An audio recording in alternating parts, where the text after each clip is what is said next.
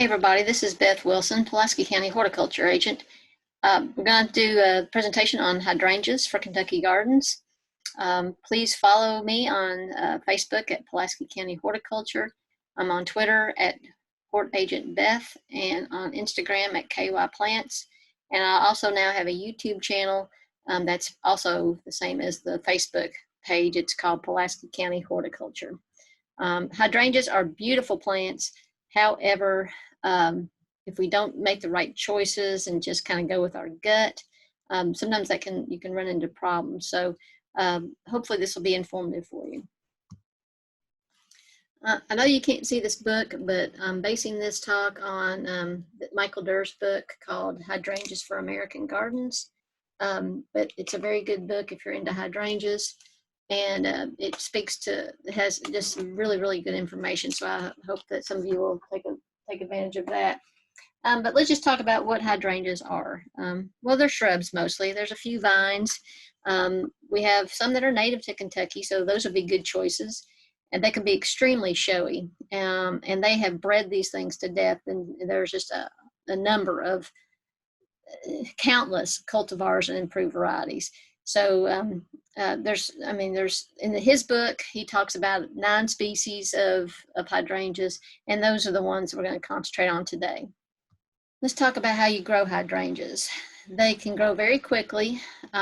They are beautiful whether it's 1 plant or 12 plants. And in general, they really like a moist, well-drained soil. Organic matter is definitely a plus. In a lot of our home landscapes, we have subsoil, so you'll want to improve the soil that you plant a hydrangea into with some manure or some sort of organic matter. Doesn't really matter what it is, just get some organic matter into the soil. But they do like it moist. Some are a little bit better about tolerating drought than others, but moisture is going to be a key for especially the macrophyllas, which we'll get into in a second. How do you fertilize hydrangeas? 2 or 3 times a year, in March, May, and July in Kentucky. You don't want to get past much August because then you're going to be fertilizing into a period when they're actually trying to shut down for the winter. So you want to scratch that fertilizer in and then water it well, and that'll get those nutrients right to that plant immediately. In the boxes there, you can see there's 4 ounces of triple 10 in late winter or early spring per plant. Or you can use slow release Osmocote. That's just one of the brand names, but there's other brand names as well. They can work well. I would always encourage you to take a soil test to see what nutrients you need, but these would be in general for if you don't know what nutrient status your soil is at. We have several different types that we'll talk about in this presentation. We're going to talk about the big leaf or mop heads, smooth hydrangea, oakleaf, and the Peegees, which are panicle hydrangeas. The picture you see here is a double oakleaf hydrangea, and it's called Gatsby Moon. I took that photo at the UK Arboretum, so if you want to see that in person, go there in June and you'll see it blooming. Let's talk about the mop heads first, because these are the ones that have just taken over the hydrangea world. These are the most popular ones for the landscape. They're the most popular for the florist trade, for potted flowers, for cut flowers, whatever it might be. But this is Hydrangea macrophylla, and macrophylla means big leaf. And the leaves are extremely attractive. They're very thick, they're lustrous, and when they look like the picture shows there, you can't beat that. It's a great plant. These are the ones that can turn pink or blue depending on the pH of your soil. pH basically is affecting the aluminum availability. It's not affecting the amount of aluminum, it's just making sure that the aluminum is available for the plant to take up. So this is how you can get these different colors on the same plant if you're in that sweet spot there between 5.5 and 6 pH. But here's what you do to determine how to change your color. First of all, you want to soil test and get that pH, because that's what it's all about, is your pH. If you want blue flowers, you want to maintain more on the acidic side. You want a 5 to 5.5. If you live in Lexington or some of these real lime-based soils, limestone-based soils, that could be a difficult thing to do. So you may just have to settle for pink, but if you can amend that area to where you've got an acidity of about 5.5, you'll be okay. If you want pink flowers, your pH should be 6 or up. And like I said, if you hit that sweet spot between 5.5 and 6, you can have both blue and pink on the same plant, sometimes within the same flower. These macrophyllas are deciduous. They usually only grow to about 4 or 5 feet tall in Kentucky, and 12 feet tall. That would be in a much warmer climate, at least for the winter time anyway. But in Kentucky, we get about 4 feet for maximum height. I already talked about the really shiny leaves, very pretty leaves. The blooms are marginally hardy here because of our winters. But if you put this in a protected site, or can sometimes protect those apical blooms on the ends of those branches, then maybe you can have 2 shows of flowers. Because a lot of these are remontant, which means they're going to bloom twice. They're going to bloom on the blooms that they set on the old wood, and they're going to bloom on the new wood they produce as well. So cultivar selection and the location where you put these are key. The picture you see there is of Nico Blue. Nico Blue is one of the more favorable macrophyllas to plant in Kentucky. Sometimes you can get this wonderful display. Other years, I have 1 bloom. Sometimes I don't have any blooms. So you just have to keep that in mind. This is not a rebloomer, the remontant type. So if I miss this bloom, I miss it.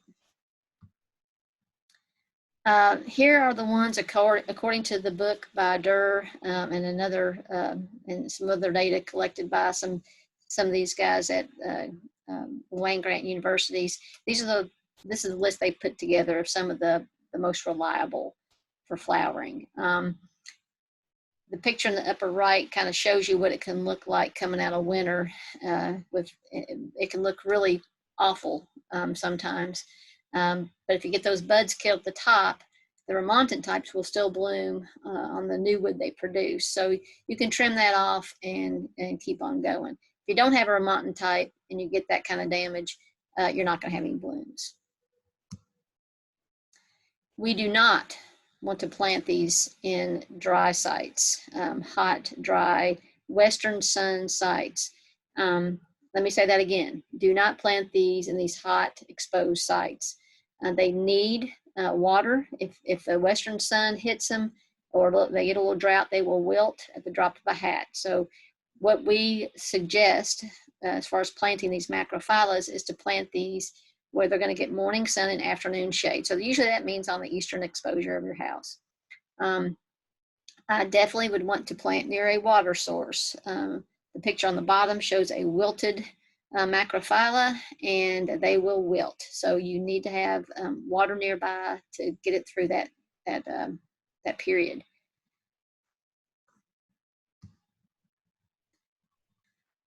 So how do we prune macrophyllas? Most macrophyllas bloom on old wood, so you're going to prune right after flowering is over with. However, in Kentucky, we rarely have to prune these because our winters will do that for us. You'll get that kind of nasty looking plant that I showed you before. You're going to prune that back, and so the winter did the pruning, although you've had to clean it up. You really want to protect these macrophyllas to minimize the winter kill.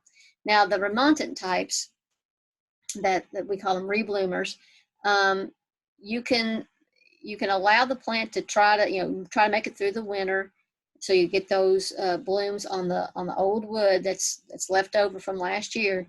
And then after those blooms are done, you can actually trim them back and get a second flush of blooms. So keep that in mind. They have flower buds on both old wood and new wood. And as far as problems, the upper picture is the only problem I've really seen on these is just a little leaf spot. The lower picture shows powdery mildew, but I don't see that a whole lot. That would happen mainly if it were in a shady location. The main problems I hear about is the no bloom or lack of bloom, and that's because of the dieback that we get from our Kentucky winters. Also, if you fertilize too much, or you put it in the shade, or you give them there's just low fertility in the soil, that can be problematic for the blooms as well. So we need to think about all those things when we're trying to get these things to bloom correctly. And let's talk about some of the cultivars. They're basically divided into two groups. These hortensias that have the massive balls of sterile flowers, and then the lace caps. They'll basically have the fertile flowers in the center, as you can see on the bottom picture, and your sterile flowers on the outside edge. Both very pretty in their own way. Here's Nico Blue. This is one that we have here at the Pulaski County Extension Office that is fairly reliable. I won't say it blooms every year, but ever so often. You can change the color of these, so you can see on the left the pink and the blue on the same plant. And there's Endless Summer, All Summer Beauty. A lot of these two are the montant type, so they do have a second flush of blooms. If you miss the overwintered buds from last year to winter kill, you'll still get a bloom, but they can be tricky, so just watch out. Here's the LA Dreamin' series, Lindsay Ann. And here's the ones that has some of the fertile flowers in the center. This is called Twist and Shout on the left, and the Let's Dance Moonlight on the right. And then here's some more of the Let's Dance series.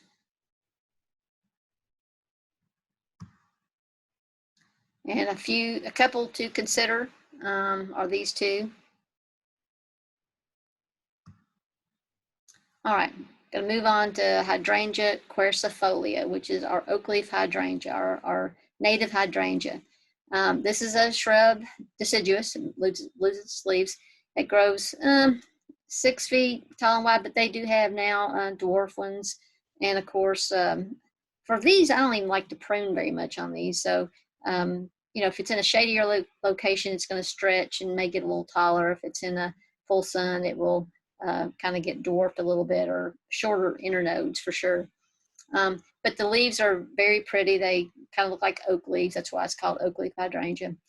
These white flower spikes in the spring, after they flower white, generally they'll turn pinkish, and they're actually very ornamental in the pink stage and as the dead stage. The fall color is fantastic, and the bark is fantastic. So a lot of other reasons besides just the blooms to plant an Oakleaf Hydrangea. They can take full sun, as I said before, or part shade. I personally like it better in the part shade. I think it makes a much prettier plant, just simply because you can see the bark a lot better. It's not as picky about soil type and pH, but it is going to do better with better soils. It is a white flowers. They are blooming on old wood, so you will be pruning if you need to prune them, which if you have it in the right location, it would be a rare thing to prune this. But if you do want to prune this, you would prune it right after it's done flowering. Really no major problems. Deer do like them, but it would be rare to see that. And once you have it established, it's extremely drought tolerant. I don't think I've ever watered mine at home, and it's in full sun. The picture on the bottom shows you what the fall color can look like. It's fantastic. It's a very, very good plant. We also have some other varieties that are interesting. The little honey, if you put that in a semi-shady location, it kind of pops out. You can see that picture was taken at Theodore Klein's Udale Gardens. Very nice use of little honey. And then there's ruby slippers. This nice, as the flowers age, the nice pinkish hue comes in. So that's a nice one too.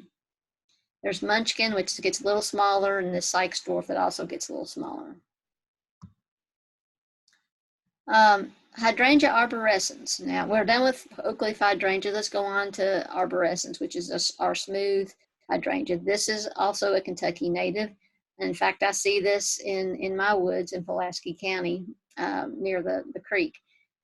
Sometimes this shrub to me is a better choice than the macrophyllas. That is my personal opinion. But you know, these smooth hydrangeas, they just flower no matter what. You can't mess them up. So I really like Hydrangea arborescens. It's going to grow 5 feet tall and wide, but you can prune this thing hard every year, or go every third year and prune it pretty hard and kind of keep it in bounds.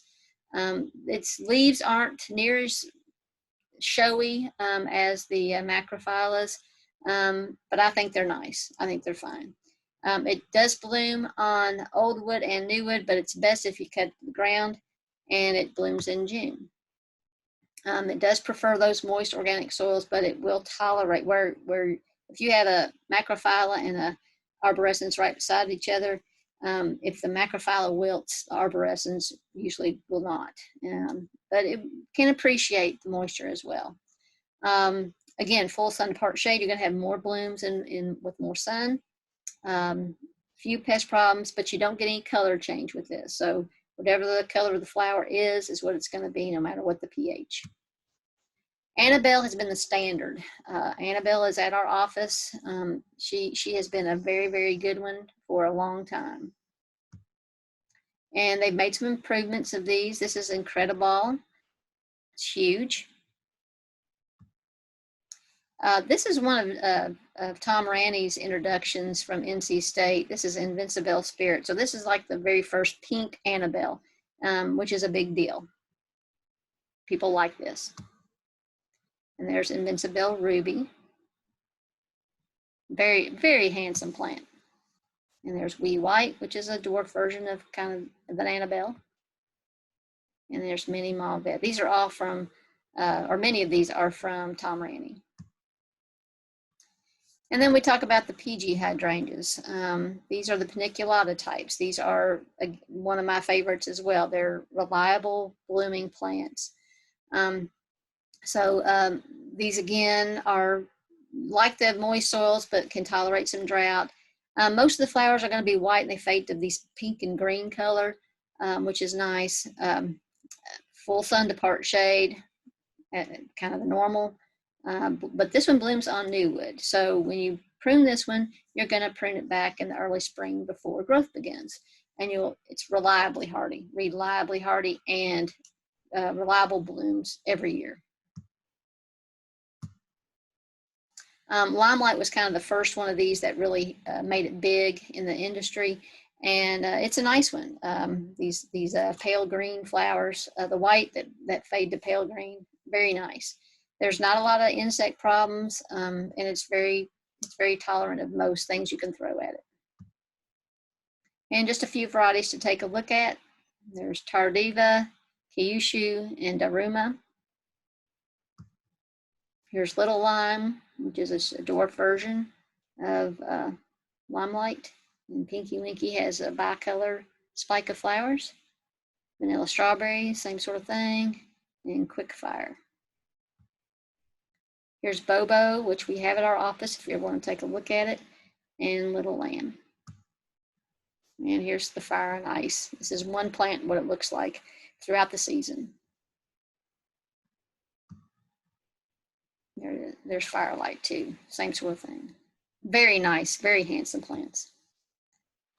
And quickly we'll go over our Hydrangea serrata. This is our mountain hydrangea. They've done a little improvements on these as well. This is one of the ones that have come to the cream of the crop. It's come to the top, this tiny tough stuff. But these are more cold hardy than macrophyllas for sure. They have the lace cap type flowers. And they do need moisture just like the macrophylla, so be sure to plant this near a water source. If you have any questions, please contact me, or you can contact your local cooperative extension agent.